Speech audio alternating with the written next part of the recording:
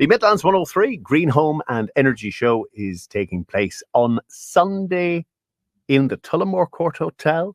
Lots of different ideas and some perhaps more complicated than others. So let's start off with a very simple way of retaining more heat in your home.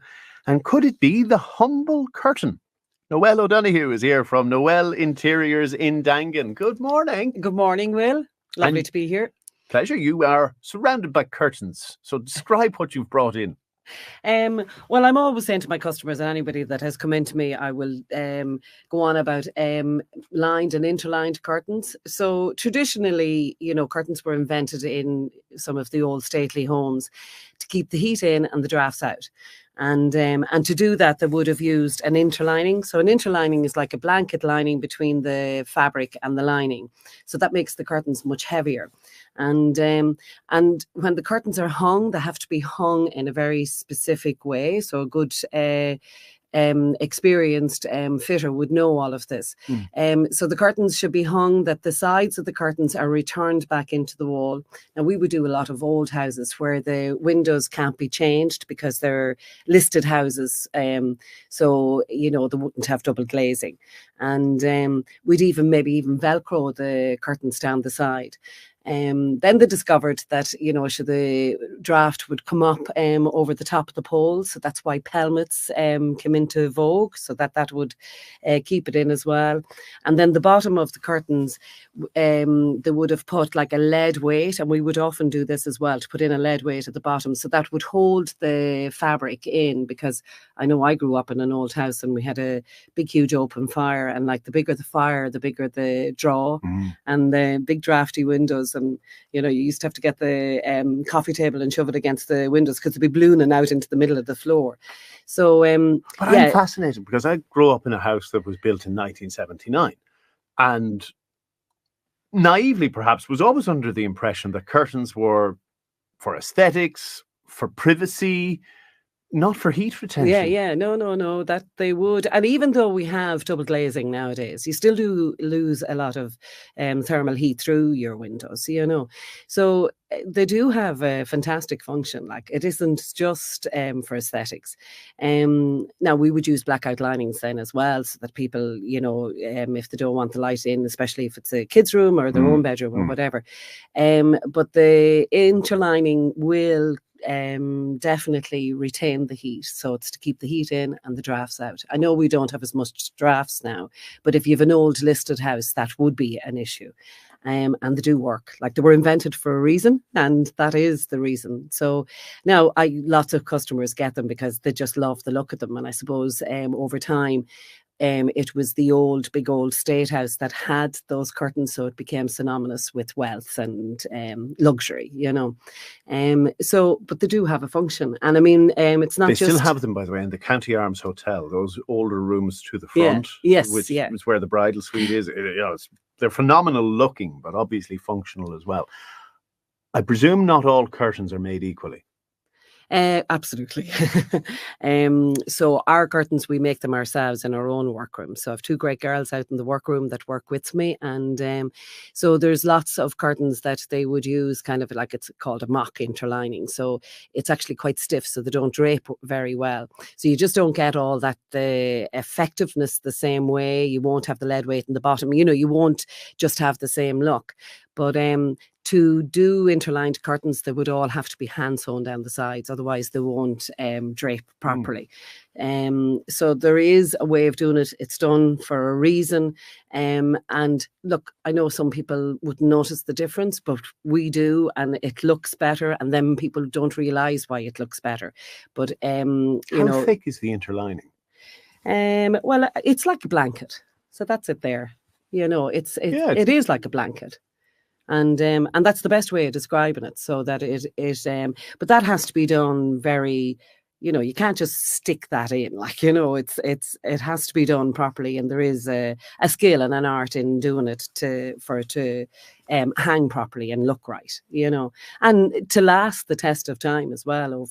But it's not just the curtains. We'd also do Roman blinds, and we use an interlining in that as well. So again, it gives it, that heavier, more luxurious look. But like even our local pub out in Dangan in Ceres, they got lovely blinds recently, and everybody's saying, "Oh God, now Noelle, the place is too hot," because there used to be a few drafts. Look, good complaint Yeah. compared to where we were. The materials used, and bearing in mind we are at a very eco-focused show on Sunday, where do they come from? Well, I mean, we would use a lot of natural fabrics, but then we're also using nowadays, like an awful lot of the newer books that are coming out are all from recycled materials. So they're either recycled bottles or recycled fabrics. Which is fantastic, and it makes absolutely no difference to the quality. I mean, it's something now that's kind of coming on, you know, the brand of the fabrics. You'll see a label on it to say that it's a global recycled standard. So that's kind of coming mainstream. That, like, you know, I would be looking at fabrics because of its quality, the appearance of it, the colour. So you're not always thinking about recycled materials. So it's wonderful that that's there, and it's not changing the anything in the look or the aspect of what we're doing, you know. You've got some adventurous colours in there. Well, there's always something there for everybody, but yeah, like Okay, you had a very bright blue, or maybe it's just the way the light is shining on it. Yeah, well, these are, well, my personal taste would be reasonably neutral, and then add in splashes of colours. The trend now has changed. Obviously, we're gone well away from the greys. Oh, are we? Oh yes, well, absolutely. Catch up, Will. Pay attention. Yeah, like a long time ago. But we're still in natural colours. So I would say instead of grey, I would say stone, even veering towards maybe even browns. So to some people that might sound, you know, a bit old-fashioned, but everything changes. It's not the same as the brown that was out, you know, 20 years ago. I wonder how quickly it'll date. But the grey is somewhat safe. No, it's not. It's really, really passe. No way. You don't want grey anywhere. So like anybody that's thinking of doing a scheme now, forget grey, you know. Well, there was during that grey period, there was like a couple of different coloured greys, and there was a big trend for silvery greys. That was somewhere that I never really went because it's very cold, and especially, you know, this northern hemisphere, it wasn't something that particularly appealed to me. So I suppose architecturally, as more and more natural light takes over because of the Dermot Bannon effect, it gives more license. Well, it depends on where your window is. I mean, if you have a north-facing window, that'll change the whole tone of your colours anyway. So, but if it is brighter naturally, yeah, it gives more freedom to choose some darker colours. Yeah, there is a trend into the darker colours as well. So everything is a lot more earthy. So, you know, if you are choosing darker colours, you're into, you know, as I say, kind of, you know, browns and variations all there through. Greens, all those lovely foresty, earthy green colours. Blue, navy, that has always been something that, you know, it's timeless, really, you know, because blue was always there, you know. But like, you know, 30 years ago, you would have put it with pink, whereas now you're putting it with a stony colour, you know. Do you do up the house every year? No. I get the pleasure of doing up other people's houses, so that satisfies my need to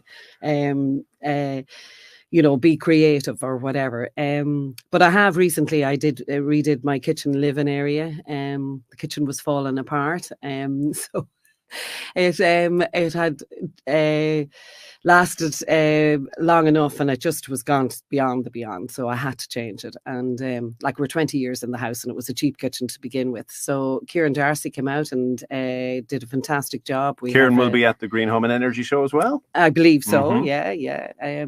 So Kieran lives near me, so I work with him on a good few jobs as well. So yeah, no, I was very pleased with it. But the kitchen is, well, I would call it an off-white, but you would call it white, Will. And what colour are the presses? That's what I mean. The press units are... Okay, so the kitchen itself, the units are off-white, and then the walls? The walls then are It's kind of a Grey? muddy colour. It's not grey. No, I wouldn't call it grey. But it is a muddy colour. So, but it's more into the brown rather than grey. And the curtains? I've William Morris fabric. It's that's all on the blinds, and then there's plain curtains. But it's blues and versions of blues. There's no grey. Definitely no grey. On my Instagram and Facebook page, I actually have a video of the kitchen up there, and I'll do the living area now soon as well. Indeed, your brain can be picked on Sunday at the Midlands 103 absolutely. Green Home and Energy Show as well. Yeah, no problem. Just don't mention grey. Don't mention grey. You don't want grey, Will. Nobody wants grey. They did. Not anymore. We'll have a stand there on Sunday, and we'll be giving out flyers for a little discount on orders, and we also have the raffle to win some of our designer Sanderson fabric cushions. Saw them, they're very plush. We'll have some cushions for sale on the day as well, so bring your purse with you.